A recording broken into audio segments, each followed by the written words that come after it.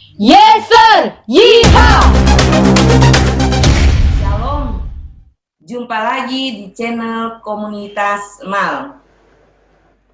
Tema kita kali ini yaitu etika melayani Tuhan. Saudara-saudara yang dikasihi oleh Tuhan kita Yesus Kristus, sebelum acara ini kita lanjut, mari kita berdoa. Tuhan Allah, Bapa kami yang ada di dalam surga, Bapa yang kami percaya, di dalam Tuhan kami Yesus Kristus, Juru Selamat kami yang hidup, pada saat ini kami berterima kasih, mengucap syukur kepadamu, karena Engkau masih memberikan kesempatan kepada kami untuk membahas satu tema. Biar Tuhan Yesus yang menolong, supaya iblis tidak membuyarkan konsentrasi kami dan mengaburkan kebenaran firman-Mu. Biarlah Tuhan Yesus saja yang menolong, memimpin acara ini dari awal hingga akhir, kiranya boleh terlaksana dengan baik. Amin. Saudara-saudara yang dikasihi oleh Tuhan kita Yesus Kristus, ada banyak definisi tentang etika melayani Tuhan, tetapi saya hanya kutip satu saja definisi.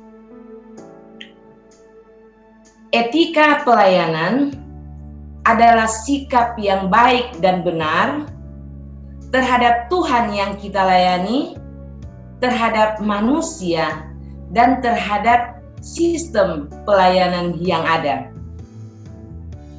Saya sejak tahun 2000 ditawarkan untuk melayani secara part-time di beberapa kelompok rukun mahasiswa. Setiap tahun kurang lebih 4-5 kali saya mendampingi mahasiswa yang melaksanakan pelayanan interdenominasi gereja di desa-desa yang dikenal dengan istilah stop out, berhenti dari perkuliahan dan keluar untuk melaksanakan pelayanan. Pelayanan ini ada aturan-aturan yang sudah ditetapkan yang tidak boleh dilanggar, karena kalau dilanggar pasti akan mendapat teguran ketika kegiatan sudah selesai. Jadi evaluasi ini dinilai per kegiatan. Setiap hari ada evaluasi. Aturan juga yang lain yaitu panitia atau mahasiswa atau pendamping sudah memiliki kepastian keselamatan. Aturan yang berikut yaitu peserta atau panitia harus ikut pembekalan kurang lebih 2 bulan dan itu dilakukan setelah perkuliahan selesai. Cara berpakaian harus sopan. Kalau perkunjungan keluarga, pasangan harus pria dengan pria, begitu pula sebaliknya, wanita dengan wanita. Tidak boleh minta-minta, contoh buah-buahan dan lain sebagainya, kecuali ditawarkan oleh masyarakat setempat. Tidak ada istirahat siang atau tidur siang, kecuali sakit. Dan di setiap kegiatan tidak boleh ada yang terlambat. Terus mengenai waktu, jam 4 subuh, panitia dan pendamping sudah harus bangun untuk melakukan saat teduh pribadi dengan Tuhan yang dia imani. Jam 6 sampai dengan jam 5 sampai dengan jam 6 ibadah bersama-sama dengan keluarga akomodasi. Jam 6 sampai dengan jam 6.30 ada MCK. Jam 7 sampai dengan jam 8 ada ibadah tim stop out. Nah, begitu seterusnya. Waktu yang sudah disusun sedemikian rupa sampai jam 10 malam. Waktu ini disusun sedemikian rupa supaya program-program pelayanan yang sudah direncanakan di kampus betul-betul itu terrealisasi di desa yang kita layani, dan supaya pelayanan ini efektif dan efisien.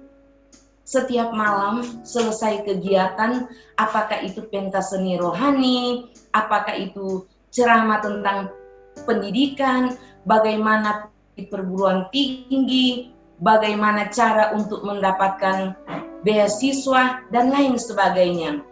Ada juga pemutaran film rohani, ada acara khusus untuk pemuda remaja, untuk anak sekolah minggu, ada juga KKR. Jadi kalau itu dilaksanakan, apakah itu di gereja, atau di bangsal, atau di balai desa, setiap kegiatan harus dibersihkan tempat pelaksanaan acara.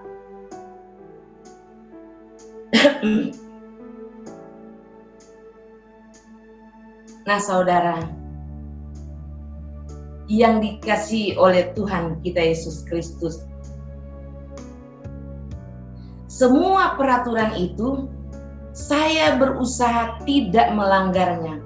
Sejak dari tahun 2000, setiap terjun ke pelayanan ada peraturan-peraturan yang sudah ditetapkan oleh panitia. Saya berusaha tidak melanggar. Dan menurut penilaian dari mahasiswa sejak dari tahun 2000 sampai tahun 2020, saya masih diberikan kepercayaan untuk mendampingi mahasiswa mengadakan pelayanan di desa-desa. Mereka menilai saya adalah seorang pelayan yang bermoral baik. Itu penilaian dari mahasiswa. Saudara yang dikasihi oleh Tuhan kita Yesus Kristus, bagaimana penilaian Allah terhadap diri saya sebagai seorang pelayan? Apakah saya seorang pelayan yang baik? Saudara yang dikasihi oleh Tuhan kita Yesus Kristus, mari kita membaca dalam firman Tuhan di dalam kitab 1 Samuel 16 ayat 7. 1 Samuel 16 ayat 7 bunyinya sebagai berikut. Tetapi berfirmanlah Tuhan kepada Samuel, janganlah pandang parasnya atau perawakannya yang tinggi, sebab aku telah menolaknya. Bukan yang dilihat manusia, yang dilihat Allah. Manusia menilai apa yang di depan mata, tetapi Tuhan melihat hati. Apa yang terkandung di hati kita. Mari kita melihat juga satu bagian firman Tuhan yang dicatat di dalam Lukas 16. Lukas 16 ayat 15. Bunyinya sebagai berikut. Lalu ia berkata kepada mereka, kamu membenarkan diri di hadapan orang, tetapi Allah mengetahui hatimu, sebab apa yang dikagumi manusia dibenci oleh Allah. Mahasiswa menilai saya adalah seorang pelayan yang moral baik. Itu penilaian mereka. Mereka melihat saya dari luar saja. Saudara yang dikasihi oleh Tuhan Yesus, bagaimana penilaian Allah terhadap diri saya? Saya adalah orang yang sangat jahat di hadapan Tuhan. Mengapa saya sebagai seorang nelayan yang sangat jahat di hadapan Allah? Mereka hanya menilai saya dari luar saja. Saya menyimpan dosa-dosa yang saya anggap dosa-dosa ringan atau dosa yang biasa-biasa saja, atau orang bilang dosa-dosa sopan.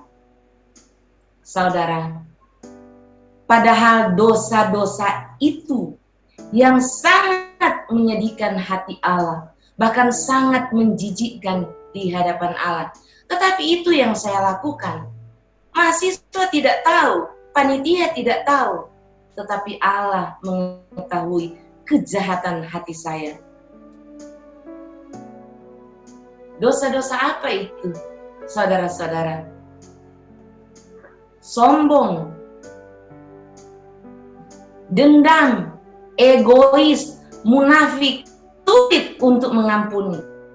Dosa-dosa yang saya simpan di dalam hati saya, dan itu sangat menyedihkan hati Allah. Manusia bisa bersilat kata, tetapi manusia tidak bisa atau tidak dapat bersilat tingkah laku. Apa yang simpan itu lama-kelamaan akan diketahui oleh orang. Karena dari dalam hati muncul segala pikiran yang jahat. Iri hati, dendam, benci, dengki. Satu waktu itu akan nampak. Padahal saya sejak tahun 1982 saya sudah mengambil keputusan untuk percaya sungguh-sungguh kepada Tuhan Yesus yang sudah rela berkorban mati di kayu salib karena memikul menanggung dosa-dosa dan kesalahan saya. Dosa-dosa inilah yang menghambat pertumbuhan rohani saya. Orang sudah percaya, tapi pertumbuhan rohani kerdil. Karena saya menyimpan dosa-dosa yang akan tersembunyi. Orang lain tidak tahu, tetapi Allah sangat mengetahui kejahatan hati saya.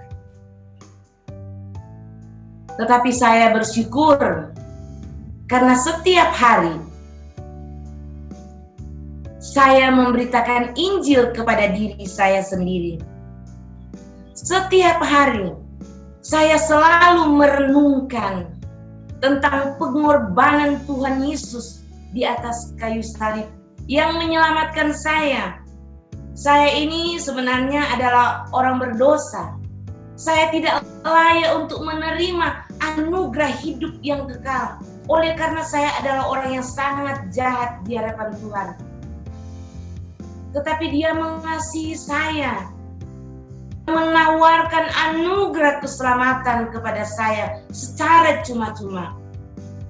Saya sudah meresponi akan tawaran daripada Allah. Dari hari kehidupan rohani saya dibentuk oleh firman Tuhan.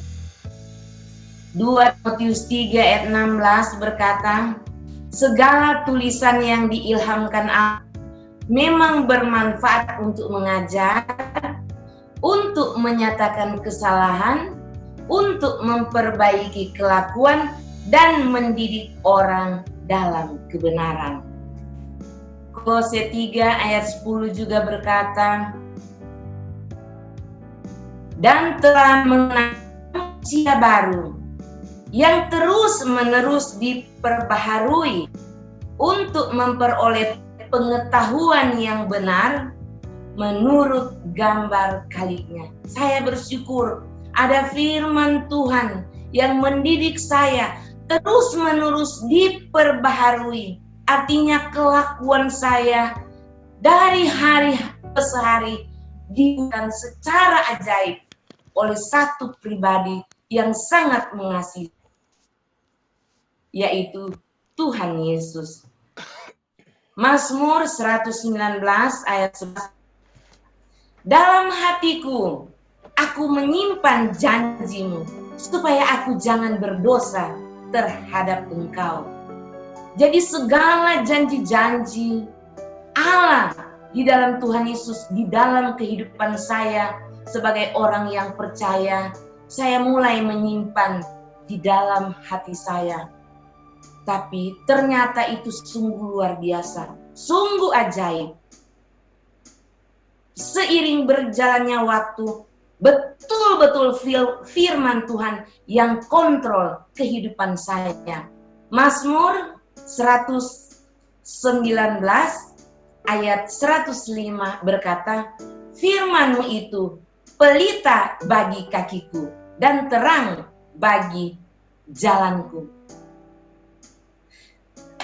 Ketika saya mulai mengandalkan manusia, mengandalkan kekuatan sendiri, ada firman Tuhan yang kontrol kehidupan rohani saya.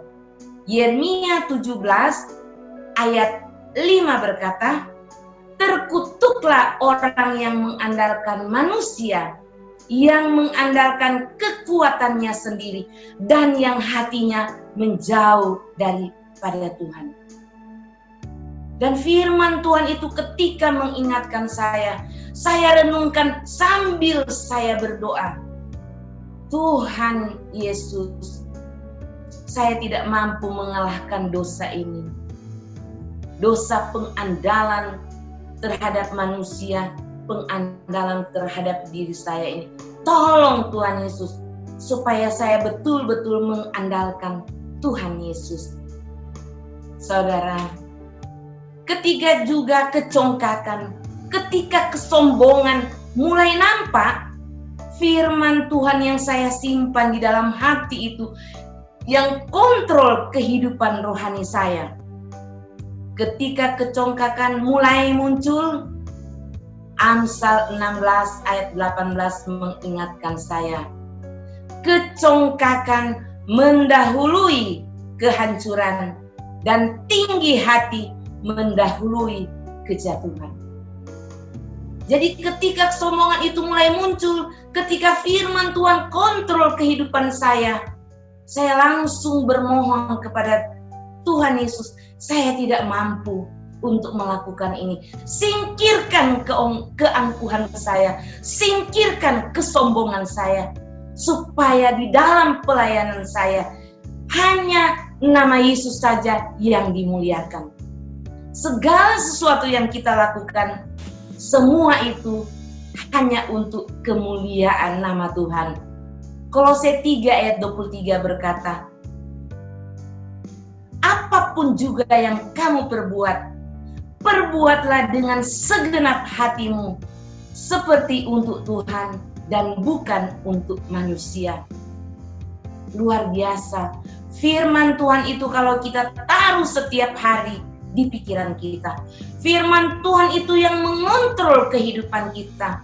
Kalau video porno, film-film porno yang kita isi setiap hari di otak kita, mustahil kalau pertumbuhan rohani kita akan dibaharui dari hari ke hari. Malah ini seret kita dari hari ke hari untuk putar terus video porno yang ada di otak kita. Lama-kelamaan itu yang kita praktekkan. Bisa kita jatuh ke dalam dosa seksual. Saudara yang dikasihi oleh Tuhan kita Yesus Kristus. Ketika dendam, iri hati, munafik, dengki, benci, egois muncul di dalam hati kita, firman Tuhan juga mengingatkan kita. Yeremia 17 ayat 9 berkata, betapa liciknya hati, lebih licik daripada segala sesuatu. Justru dari dalam hati muncul semua pikiran jahat, kesombongan, kemunafikan, egois, suka gosip, dan lain sebagainya. Kita tidak punya kuasa untuk mengalahkan dosa-dosa yang saya sudah sebut tadi.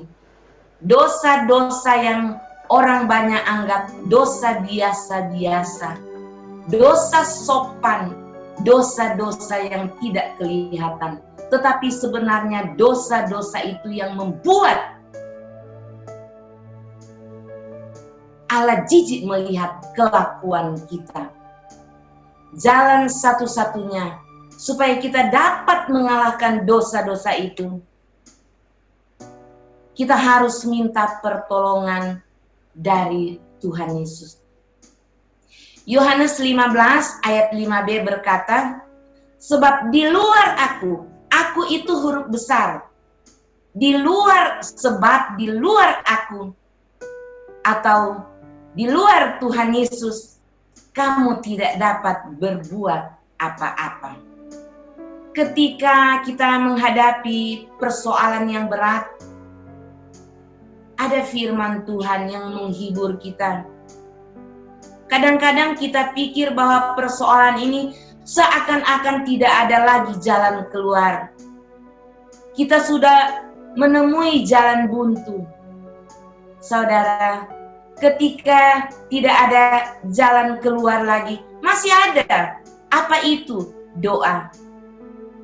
1 Tesalonika 5 ayat 16, 17, dan 18 berkata, bersukacitalah senantiasa, tetaplah berdoa, mengucap syukurlah dalam segala hal, sebab itulah yang dikehendaki Allah di dalam Kristus Yesus bagi kamu. Doa orang benar, bila dengan yakin didoakan, sangat besar kuasanya. Yakobus 5 ayat 16b. Saudara yang dikasihi oleh Tuhan Yesus, Injil itu adalah kekuatan Allah yang menyelamatkan setiap orang yang percaya. Injil itu juga adalah kekuatan Allah yang sanggup menolong kita untuk dapat membedakan mana yang baik dan mana yang buruk. Kalau kita melakukan yang baik, belum tentu itu benar. Tetapi kalau kita melakukan yang benar, pasti itu baik. Saudara yang dikasihi oleh Tuhan Yesus, apa sebenarnya Injil itu? Injil yaitu 1 Korintus 15 ayat 3 dan 4 berkata, yang sangat penting telah kusampaikan kepadamu, yaitu apa yang telah kuterima sendiri, ialah bahwa Kristus telah mati karena dosa-dosa kita, sesuai dengan kitab suci, bahwa ia telah dikuburkan dan bahwa ia telah dibangkitkan pada hari yang ketiga sesuai dengan kitab suci. Percaya kepada Injil berarti percaya kepada iman yang menyelamatkan. Pada video-video saya yang sebelumnya, saya sudah menjelaskan tentang iman yang menyelamatkan. Tetapi kali ini, saya juga akan menyampaikannya untuk saudara-saudara. Mungkin ada saudara-saudara yang baru kali ini mendengar siaran ini, jadi saya akan menjelaskannya kembali. Apa itu iman yang menyelamatkan? Iman yang menyelamatkan yaitu, pertama, kita harus sadar atau kita harus percaya bahwa kita ini orang berdosa. Kita tidak dapat menghapuskan dosa-dosa kita sendiri dengan cara kita sendiri.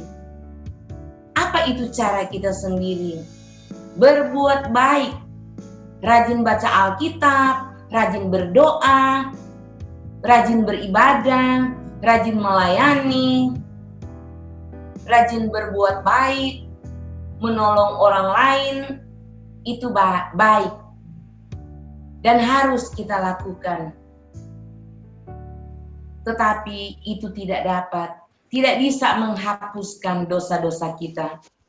Karena Roma 3 ayat 23 berkata, karena semua orang telah berbuat dosa dan telah kehilangan kemuliaan Allah.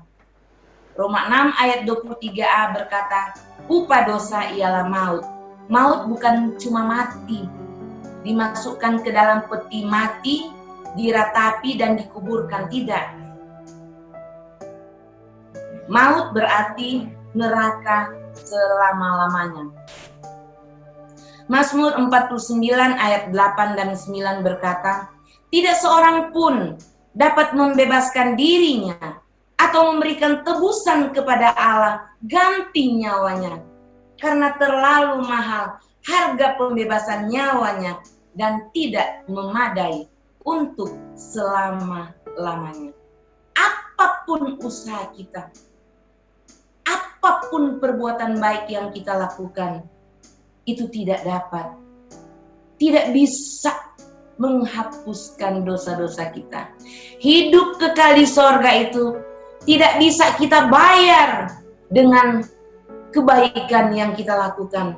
Sekalipun saya ini misalnya adalah orang yang paling kaya sedunia, seluruh harta kekayaan saya persembahkan untuk orang-orang miskin, untuk pembangunan gereja, itu tidak bisa menghapuskan dosa saya.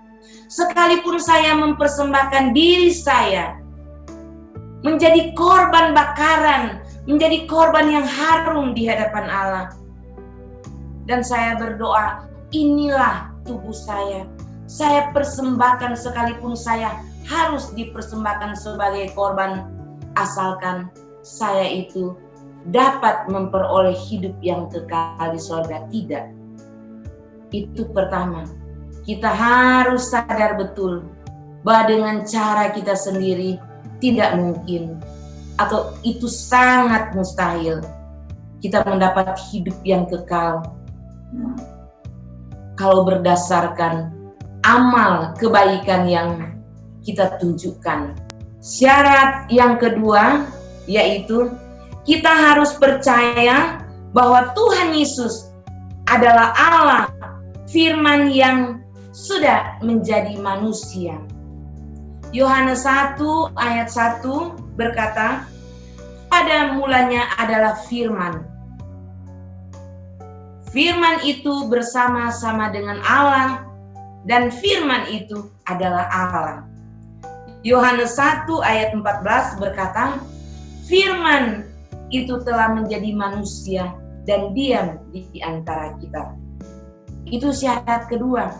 Kita harus percaya bahwa Tuhan Yesus adalah Firman Allah yang sudah menjadi manusia. Allah itu karena Dia Maha Kuasa, Dia mampu, Dia sanggup untuk menjelma, berinkarnasi menjadi apa saja. Menjadi gajah bisa, menjadi lembu bisa, karena Dia adalah Allah yang Maha Kuasa. Tetapi Dia tidak memilih menjelma menjadi hewan.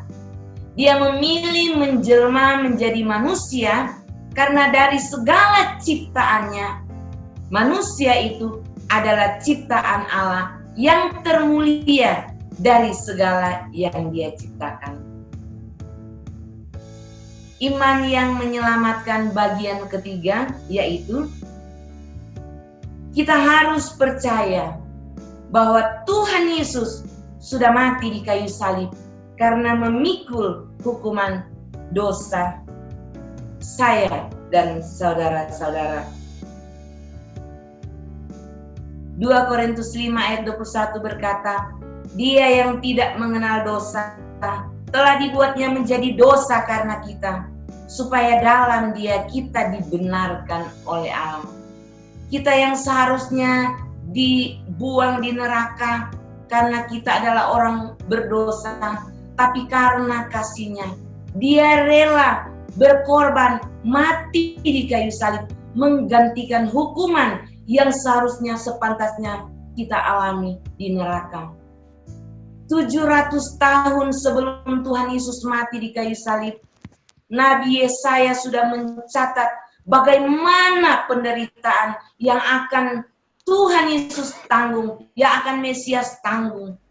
Yesaya 53 ayat 6 berkata, kita sekalian sesat seperti domba, masing-masing mengambil jalannya sendiri, tetapi Tuhan telah menimpahkan kepadanya kejahatan kita sekalian.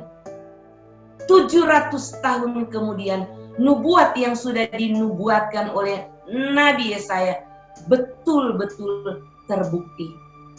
1 Petrus 3 ayat 18 berkata, sebab juga Kristus telah mati sekali untuk segala dosa kita. Ia yang benar untuk orang-orang yang tidak benar, supaya ia membawa kita kepada Allah. Ia yang telah dibunuh dalam keadaannya sebagai manusia, tetapi yang telah dibangkitkan menurut Roh. Roma 5 ayat 8 lagi berkata, akan tetapi Allah menunjukkan kasih-Nya kepada kita, oleh karena Kristus telah mati untuk kita ketika kita masih berdosa. Tidak ada kasih di dunia ini yang dapat menandingi, menyaingi kasih Allah kepada kita. Yohanes 15 ayat 13 berkata, tidak ada kasih yang lebih besar daripada kasih seorang yang memberikan nyawanya untuk sahabat-sahabatnya. Saudara yang dikasihi oleh Tuhan Yesus, tempat untuk menyelesaikan masalah dosa kita hanya ada di dua tempat, di neraka dan di kayu salib. Kalau kita berkata, kan saya ini orang baik, kan saya ini sudah puluhan tahun melayani Tuhan, kan saya ini rajin memberikan persembahan, kan saya ini rajin memberikan puluhan, saya ini rajin mengunjungi panti asuhan, sering membantu anak-anak jalanan, membantu pelayanan di gereja saya. Kalau anggapan orang ini bahwa dengan mengandalkan kebaikannya, mengandalkan pelayanannya, mengandalkan bahwa dia sudah membagi-bagi harta kekayaannya dengan tujuan supaya kalau dia mati, dia masuk surga, dia harus selesaikan masalah dosanya di neraka.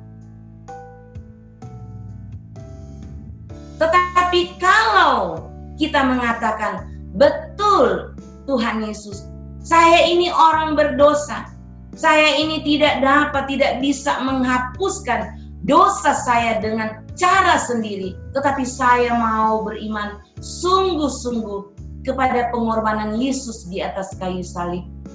Maka dosa kita diselesaikan dengan sempurna di atas kayu salib. Cuma di dua tempat itu, tempat menyelesaikan, membereskan masalah dosa kita. Yohanes 14 ayat 6 berkata, akulah jalan dan kebenaran dan hidup.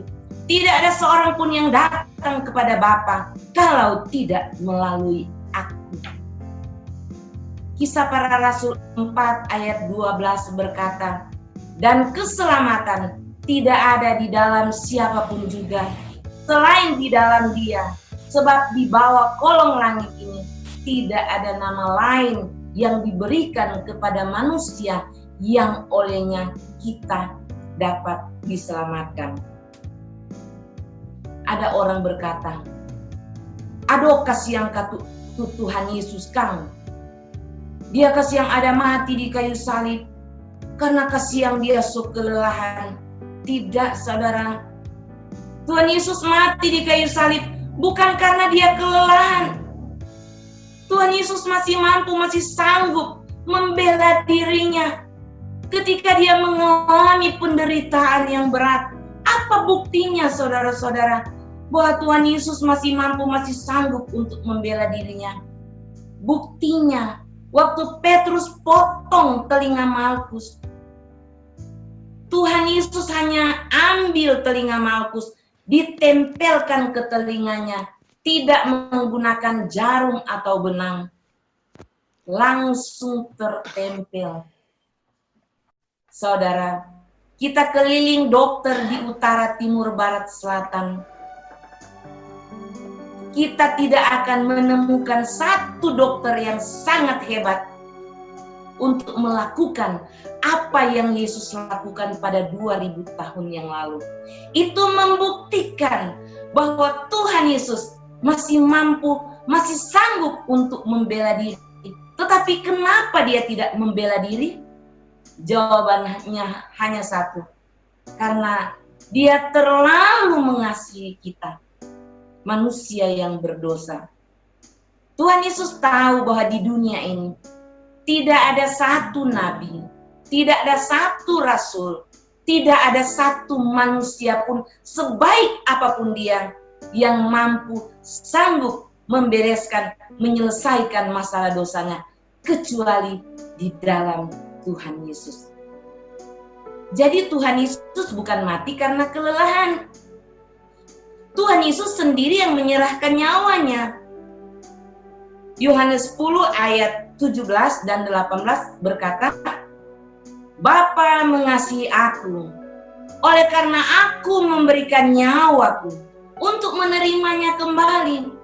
Tidak seorang pun mengambilnya daripadaku, melainkan aku memberikannya menurut kehendakku sendiri. Aku berkuasa memberikannya, dan aku berkuasa menerimanya kembali. Inilah tugas yang kuterima dari Bapakku. Tuhan Yesus ketika mereka hina, ketika mereka ludahi, ketika mereka mengolok-olok dia, mencaci maki dia, mencambuk dia dengan cambuk yang berujung banyak, dan ketika cambuk itu ditarik, dagingnya tercabik-cabik, darahnya tertumpah, ditelanjangi, dipakaikan mahkota duri dalam keadaan sebagai manusia. Tuhan Yesus disuruh mendaki bukit, memikul salib. Ketika tiba di bukit Golgota, Tuhan Yesus disalibkan. Ketika dia disalibkan, dia masih mampu, dia masih sanggup untuk membela diri. Karena dia adalah Allah yang Maha Kuasa.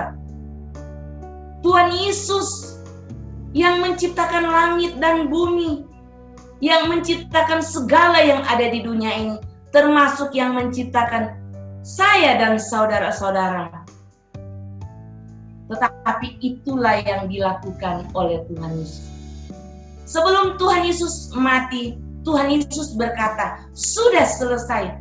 Apanya yang sudah selesai? Tujuannya datang di dalam dunia untuk mati di kayu salib.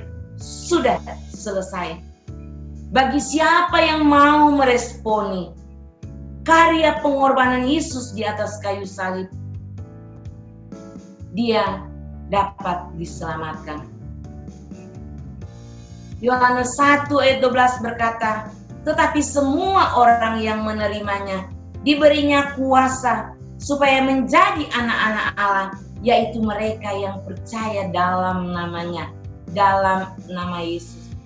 Ketika kita percaya, kita dimeteraikan dengan Roh Kudus. Lukas 10 ayat 20b bilang, bersukacitalah karena namamu ada terdaftar di sorga. Kita adalah warga negara sorga apabila kita sudah meninggalkan dunia yang fana ini. Itu bagian ketiga. Bagian keempat, iman yang menyelamatkan, yaitu kita harus percaya bahwa Tuhan Yesus pernah mati tetapi bangkit dan tidak pernah mati lagi. Matius 28 ayat 6a berkata, ia tidak ada di sini sebab ia sudah bangkit. Baru Tuhan Yesus yang secara manusia pernah mati, tetapi sudah bangkit dan tidak pernah mati lagi. ada orang-orang yang pernah hidup di dunia ini, pernah mati tetapi bangkit. Lazarus, pemuda di Nain, tapi mana mereka? Sudah mati lagi. Tetapi Tuhan Yesus yang adalah manusia pernah mati tapi bangkit. Mengapa? Karena Dia Allah yang sudah menjelma, berinkarnasi menjadi manusia. Kelima, iman yang menyelamatkan bagian kelima, yaitu kita harus percaya bahwa keselamatan, pengampunan dosa, hidup kekal, masuk sorga adalah kasih karunia hadiah dari Tuhan Yesus. Efesus 2 ayat 8 dan 9 berkata, sebab karena kasih karunia, kamu diselamatkan oleh iman. Itu bukan hasil usahamu, tetapi pemberian Allah. Itu bukan hasil pekerjaan kamu. Jangan ada orang yang memegahkan diri.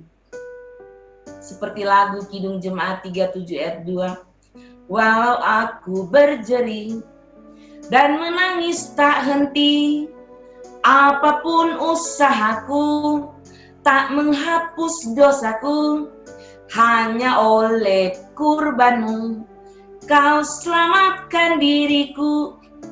Walau aku berjeri, apa itu berjeri? Berjeri melayani Tuhan, rajin baca Alkitab, rajin berdoa, rajin beribadah, rajin melayani, rajin berbuat baik. Semua itu baik, tetapi itu tidak dapat menghapuskan dosa-dosa kita. Dan menangis tak henti, sekalipun tiap hari kita menangis, mengeluarkan air mata darah, menyesali dosa-dosa yang kita lakukan, itu baik, Allah senang. Tetapi itu tidak dapat menghapuskan dosa-dosa kita. Apapun usahaku, apapun usaha perbuatan baik yang kita lakukan, itu tidak dapat menghapuskan dosa-dosa kita. Hanya oleh kurbanmu, hanya oleh pengorbanan Yesus di atas kayu salib, maka kita dapat diselamatkan. Kita dapat diselamatkan hanya oleh darah Tuhan Yesus. 1 Yohanes 1 ayat 7b berkata, dan darah Yesus anaknya itu menyucikan kita daripada segala kejahatan. Ibrani 10 ayat 4 berkata, sebab tidak mungkin darah lembu jantan atau darah domba jantan dapat menghapus dosa. Saudara yang dikasihi oleh Tuhan Yesus, kita yang mengambil bagian menjadi pelayan khusus dalam pemberitaan Injil, biarlah kita jangan bosan-bosan selalu menceritakan siapa itu Yesus dan apa yang Yesus lakukan bagi diri kita yang berdosa. Saya sejak tahun 2000, tema apa saja yang mahasiswa berikan kepada saya untuk saya sampaikan, selalu saya kembali kepada berita di atas segala berita, yaitu 1 Korintus 15 ayat 3 dan 4. Kristus telah mati karena dosa-dosa kita, sesuai dengan kitab suci, bahwa Ia telah dikuburkan dan bahwa Ia telah dibangkitkan pada hari yang ketiga sesuai dengan kitab suci. Saya setiap hari saya bangun pagi, lebih dulu saya memberitakan Injil kepada diri saya sendiri, lalu saya berdoa saat teduh. Itu yang saya lakukan setiap hari. Saya isi pikiran ini dengan firman Tuhan. Saya isi pikiran saya ini dengan hal-hal yang Tuhan Yesus senang. Jangan isi pikiran kita dengan video-video porno, karena akan merusak otak kita dan sekaligus merusak pelayanan kita. Berita Injil itu yang membuat saya sampai hari ini tetap mau memberikan hidup saya untuk melayani Tuhan. Karena apa? Ada saatnya, ada waktunya, kerajinan saya dalam pelayanan mulai kendor, mulai layu. Tetapi ketika pelayanan saya mulai kendor, saya diingatkan oleh firman Tuhan di dalam 2 Timotius 4 ayat 2. Beritakanlah firman, siap sedialah, baik atau tidak baik waktunya. Nyatakanlah apa yang salah, tegurlah dan nasihatilah dengan segala kesabaran dan pengajaran. Berita Injil itu yang saya sudah simpan di dalam hati saya, dan setiap hari saya mengulangnya, memberitakan Injil kepada diri saya ini. Itu yang mendorong saya, itu yang membuat saya sampai hari ini saya masih melayani, supaya Allah dimuliakan di dalam kehidupan pribadi kita. Roma 11 ayat 32 berkata, segala sesuatu dari Dia, oleh Dia, dan kepada Dia, baginya kemuliaan sampai selama-lamanya. Kalau dulu waktu saya baru mulai melayani Tuhan, itu mahasiswa anggap saya adalah seorang pelayan yang bermoral, saya adalah pelayan yang mentaati peraturan-peraturan, yang mereka lihat di depan mata mereka. Tetapi Allah melihat hati saya yang penuh kejahatan. Tetapi firman Tuhan yang mengubahkan kehidupan saya dari hari ke hari.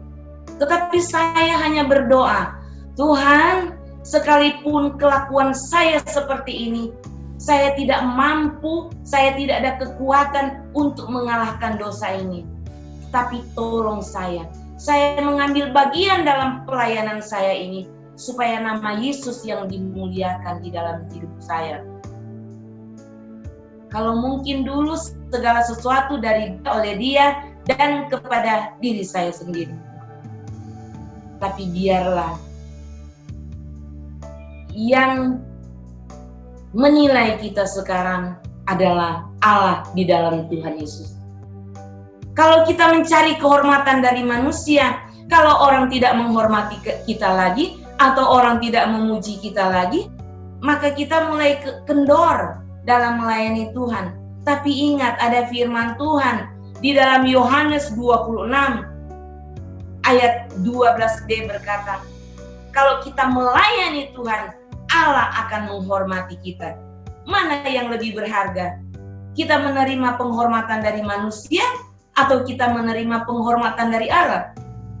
Kalau kita menerima penghormatan dari manusia sebagai pelayan, itu cuma bersifat semu. Tapi kalau kita menerima penghormatan dari Allah, itu bernilai kekal.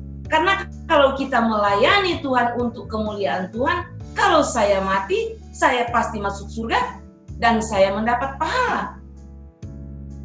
Tapi ada orang yang bilang, kamu Jo, bilang bahwa keselamatan masuk surga hanya anugerah. Kamu itu mengajarkan bahwa percaya saja kepada Tuhan Yesus yang sudah mati di kayu salib karena dosa-dosa kamu, dan berbuat saja dosa sebanyak-banyaknya. Tidak. Memang untuk masuk surga hanya dengan percaya kepada karya pengorbanan Yesus di atas kayu salib. Bagaimana kalau kita jatuh ke dalam dosa, atau kalau kita sengaja berbuat dosa? Pasti ada hajaran, pasti ada hantaman dari Tuhan. Jadi bukan seenaknya kita yang sudah diselamatkan mempergunakan keselamatan, mempergunakan kemerdekaan yang sudah diberikan secara gratis. Oh tidak. Konsekuensi dosa yang kita lakukan harus kita tanggung sendiri. Kolose 3 ayat 25 berkata, barang siapa berbuat kesalahan, ia akan menanggung kesalahannya sendiri. Sebab Allah tidak memandang orang. Galatia 6 ayat 7 berkata, jangan sesat, Allah tidak membiarkan dirinya dipermainkan. Karena apa yang ditabur orang, itu juga yang akan dituainya. Kalau kita menabur kejahatan, kita akan tuai kejahatan. Kalau kita menabur kebaikan, kita akan menuai kebaikan. Jadi bukan berarti, percaya Jo, baking Jo dosa. Tidak. Kita akan berhadapan dengan konsekuensi dosa yang kita lakukan. Wahyu 3 ayat 19 berkata, mereka yang kukasihi, kutegur dan kuhajar.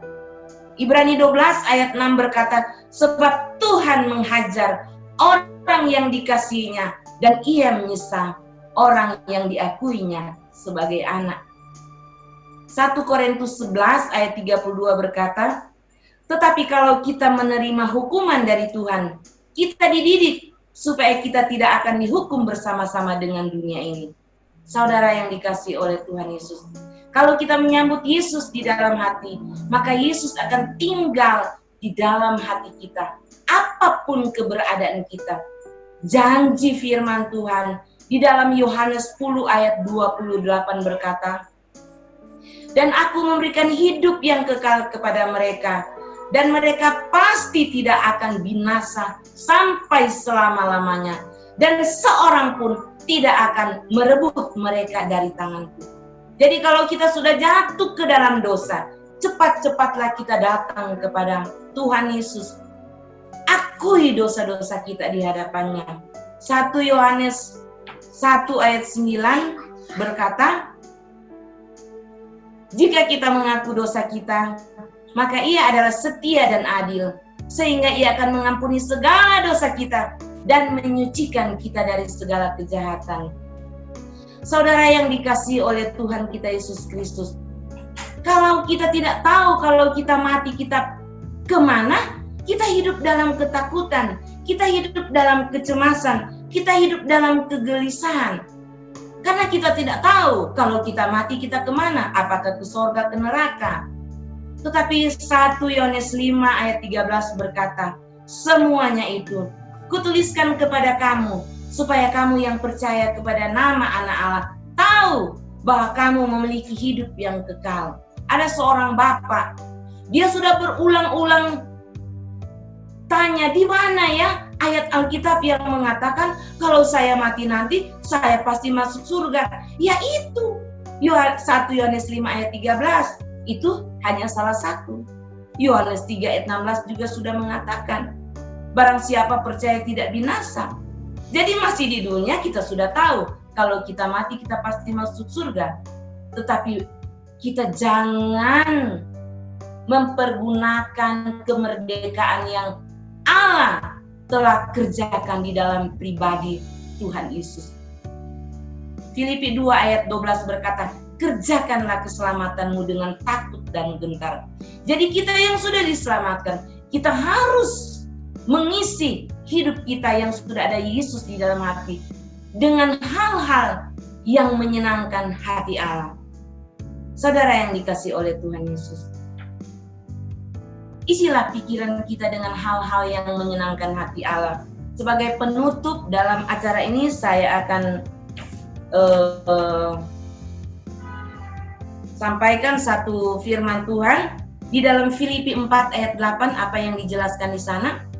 Filipi 4 ayat 8 berkata, jadi akhirnya saudara-saudara, semua yang benar, semua yang mulia, semua yang adil, semua yang suci, semua yang manis, semua yang sedap didengar, semua yang disebut kebajikan dan patut dipuji, pikirkanlah semuanya itu. Firman Tuhan ini pernah suami tanya kepada seorang bapak, karena dia bilang, saya ini sudah 20 tahun, saya melayani Tuhan, saya tidak pernah berbuat dosa sekalipun. Suami saya bilang, Pak, kan Roma 3 ayat 23 mengatakan semua orang telah berbuat dosa dan telah kehilangan kemuliaan Allah. Tetapi bapak itu menyangkal, dia bersingotot bahwa itu dia sudah melayani Tuhan dengan baik. Terus suami saya tanya, Bapak, kalau dan Bapak hobi nonton video porno, oh kalau saya nonton video porno itu tidak berdosa. Kalau nonton video porno itu tidak berdosa. Itu dosa yang sangat menjijikkan di hadapan Tuhan. Bagaimana kita melayani Tuhan? Bagaimana kita dapat membedakan mana yang baik dan mana yang buruk? Sedangkan pikiran kita tidak isi dengan firman Tuhan, tetapi kita isi dengan video porno. Mustahil kita melayani untuk menyenangkan Tuhan.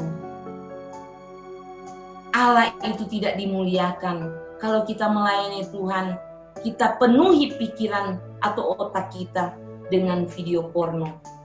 Saudara yang dikasihi oleh Tuhan Yesus, saat ini mungkin ada dari saudara-saudara yang baru pertama kali mengikuti